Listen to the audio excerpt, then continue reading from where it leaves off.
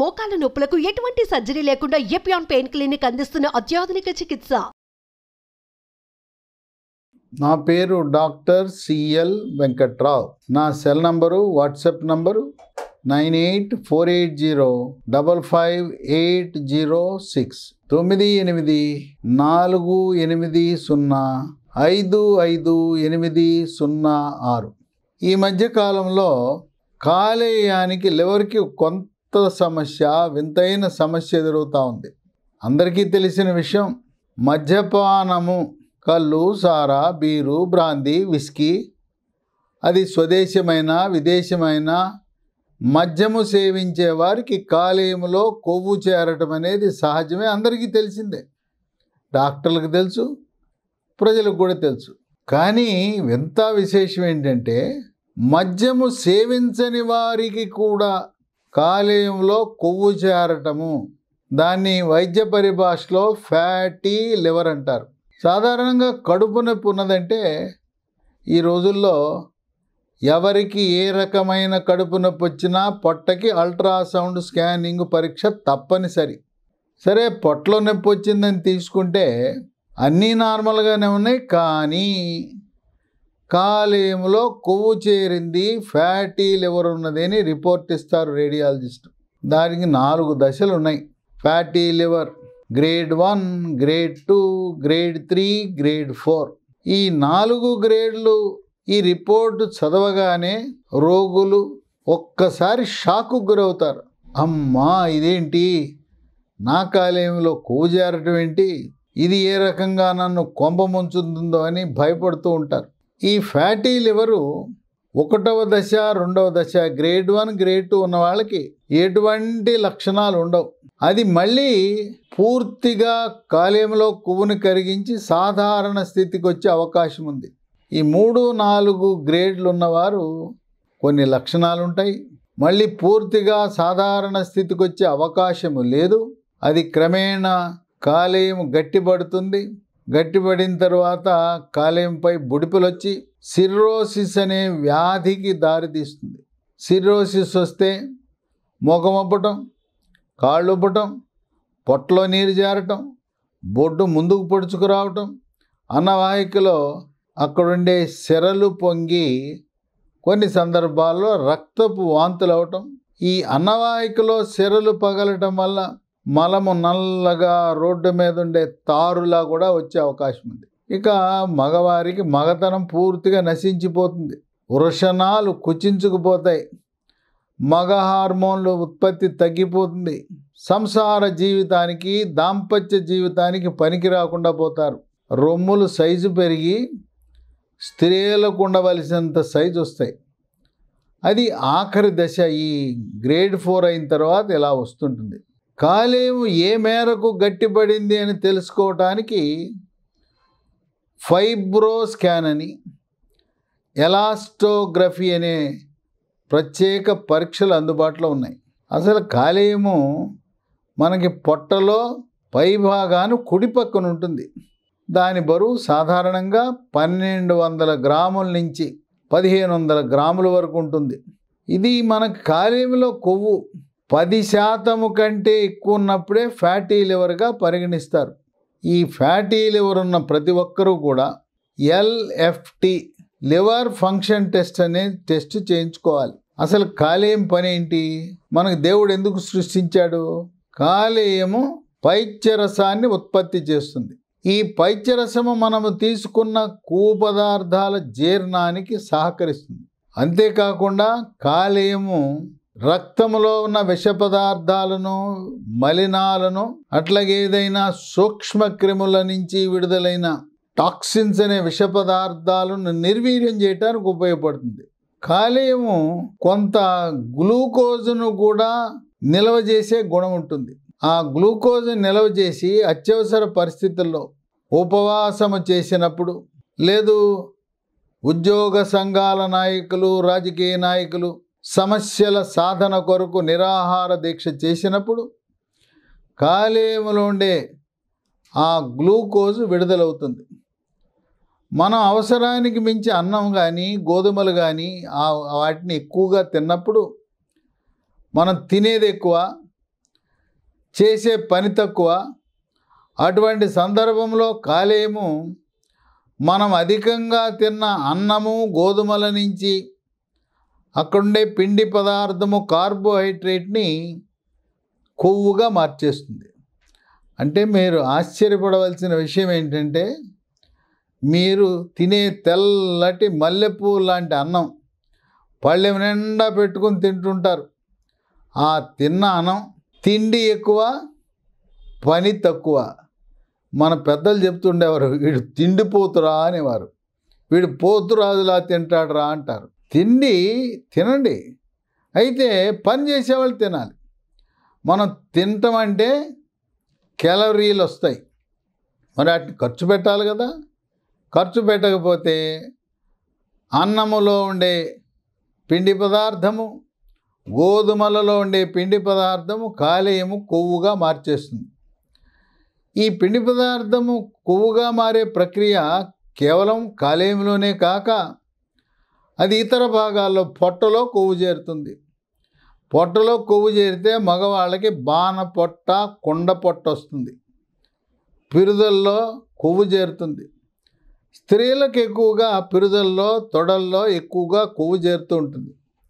ఆ విధంగా అవసరానికి మించి తిండే పనిగా పెట్టుకుని అసలు ఏమాత్రం పని చేయని వారికి ఈ కాలేయంలో కొవ్వు చేరే అవకాశం ఉంది.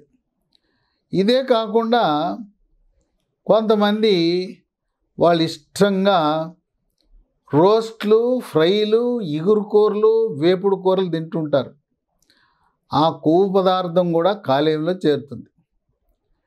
ఇక మనం గారి, వడ అది వండుకుంటే అది పీల్చేస్తుంది.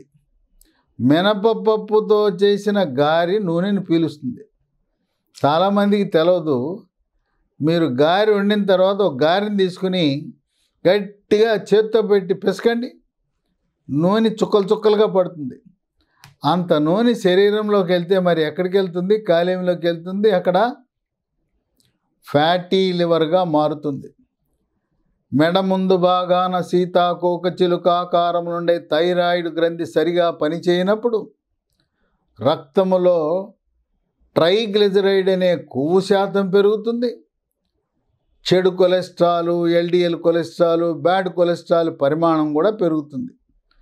అందువల్ల అనుమానం ఉన్నవాళ్ళు T3, T4, TSH అనే పరీక్ష చేస్తే థైరాయిడ్ గ్రంథి మందకొడిగా పనిచేసే విషయము మనకు అవగాహన కలుగుతుంది. కనుక థైరాయిడ్ లోపం ఉన్న వారికి కాలేయంలో కొవ్వు చేరే గుణం ఉంటుందని గమనించాలి. సరే, మరి సమస్య అయితే బయటపడింది, ఫ్యాటీ లివర్. ఏం చేయాలి కొవ్వు కరగాలంటే? దానికి ఒక మంచి చిట్కా, గృహ వైద్యం. లివర్ని శుభ్రపరిచే, క్లీనింగ్ చేసే డ్రింకు. మనం ఇంటిని ఎలా శుభ్రం చేస్తామో వాషింగ్ పౌడర్ వేసి శుభ్రంగా కడిగేస్తాం. ఆ విధంగా లివర్ని కొవ్వు కరిగించేసి కడిగేసే డ్రింకు మనకి అందరికీ అందుబాటులో ఉండేదే. అదేంటంటే పుల్లటి మజ్జిగ. ఓష్, ఇంతేనా? ఈ పుల్లటి మజ్జిగ అంత పని, గొప్ప పని చేస్తుందా? కాలేయంలో కొవ్వును కరిగిస్తుందా అంటే, పుల్లటి మజ్జిలో కొన్ని ప్రత్యేకమైన లాక్టోబాసిలస్ లాంటి బ్యాక్టీరియా ఉంటాయి. వాటి ప్రభావం వల్ల కాలేయంలో ఉండే కొవ్వు కరిగిపోతుంది. మన పూర్వీకులు సద్దన్నం తినేవారు, సద్దన్నంలో పెరుగు వేసుకునేవారు. పెరుగు కూడా తీయటి పెరుగు కాదు. ఈ రోజుల్లో మనం ఏం చేస్తున్నాం అంటే, పెరుగు పులిచిపోకూడదని, మజ్జిగ పులిచిపోకూడదని రిఫ్రిజిరేటర్లో పెడుతున్నాం. రిఫ్రిజిరేటర్లో పెడితే పెరుగు పోలవదు, మజ్జిగ పోలవు. కనుక బయట పెడితే కొద్దిగా చిరు పులుపు, మరీ ఎక్కువ పులుపు అవసరం లేదు. ఆ పుల్లటి మజ్జిగ తాగితే లివర్ పూర్తిగా క్లీన్ అయిపోతుందని వైద్య పరిశోధనలు వెల్లడిస్తున్నాయి. కనుక మన ఇంట్లో అందరిళ్లలో దొరికేదే సామాన్యులకు, పేదవారికి, మధ్యతరగతి వారికి అందుబాటులో ఉండేది ఈ మజ్జిగ. ఆ కాలంలో పిల్లలు, పెద్దవాళ్ళు, మా తరంలో మేము విద్యార్థులుగా ఉన్న స్కూల్లో విద్యార్థులుగా ఉన్న సమయంలో ఉదయాన్నే సద్దన్నం, పెరుగు, ఉల్లిపాయ, పచ్చిమిరపకాయ అవి పెట్టుకుని అవి తినేయటం, స్కూల్కి వచ్చేయటం. వేడన్నం మధ్యాహ్నం పూట మాత్రమే తినేది. ఆ సద్దన్నం ఆ రోజుల్లో రిఫ్రిజిరేటర్లు ఎక్కడున్నాయి? ఇవాళ ఇంటింటికి రిఫ్రిజిరేటరే. మా రోజుల్లో మా విద్యార్థి దశలో ఊరంతా కలిపి 1-2 రిఫ్రిజిరేటర్లు ఉండేవి. కనుక మజ్జిగను నమ్ముకోండి, మీ కాలేయాన్ని శుభ్రంగా కడిగేస్తుంది, క్లీన్ చేసేస్తుంది. ఇక ఇదే కాకుండా మనం కొన్ని మందులు కూడా వాడవలసి ఉంటుంది. దీనికి ఉడిలివ్ అనే ట్యాబ్లెట్ గ్యాస్ట్రోఎంట్రాలజిస్టులు అందరూ వాడే మందు ఇదే. UDILIV 300 మిల్లీగ్రామ్ ట్యాబ్లెట్లు మధ్యాహ్నం పూట ఒకటి, కనీసం 3 నెలలు, అవసరాన్ని బట్టి 6 నెలలు వాడాల్సి ఉంటుంది. దీంతోపాటు రక్తములో ట్రైగ్లిజరైడ్ కొవ్వు శాతాన్ని తగ్గించటానికి, LDL చెడు కొలెస్ట్రాల్, బ్యాడ్ కొలెస్ట్రాల్ పరిమాణాన్ని తగ్గించటానికి, కాలేయంలో కొవ్వు చేరకుండా నివారించటానికి లీ ఫార్మా లీ ఫార్మా కంపెనీ వారు తయారు చేసిన ఆధునిక హెర్బల్ ఉత్పత్తి, వృక్ష సంపద నుంచి తయారు చేసిన ఉత్పత్తులు. దాని పేరు లైఫోస్టెరాల్,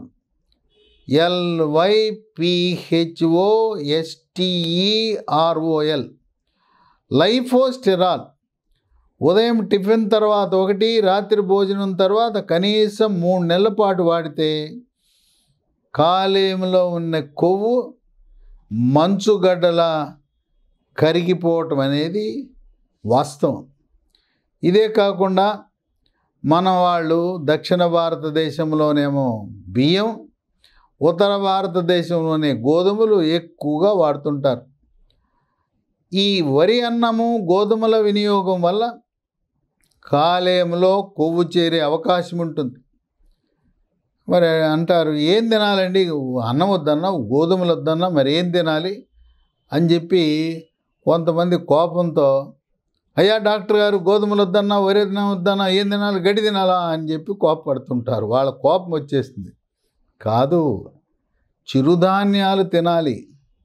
రాగి, జొన్న, సజ్జ, కొర్రలు, అరిగెలు, సామెలు, ఊదలు, వీటిని జావ రూపాన కానీ, అన్నం రూపాన కానీ, ఇవన్నీ కూడా విడివిడిగా కానీ అన్నీ కలిపి కానీ పిండి చేసి పుల్కా రూపాన తయారు చేసుకుని వాడితే అసలు కాలేయంలో కొవ్వు చేరదు, ఉన్న కొవ్వు కూడా కరిగిపోతున్నది అని వైద్య పరిశోధనలు వెల్లడిస్తున్నాయి. కనుక కాలేయంలో కొవ్వును కరిగించడానికి దివ్య ఔషధం మన ఇంట్లోనే ఉంది. మందుల షాప్ అవసరం లేదు, పెద్ద ఖర్చు కూడా కాదు. కొద్దిగా పులిసిన మజ్జిగ, అదే మన కాలేయానికి, కాలేయంలో ఉండే కొవ్వును కరిగించడానికి శ్రీరామ రక్ష.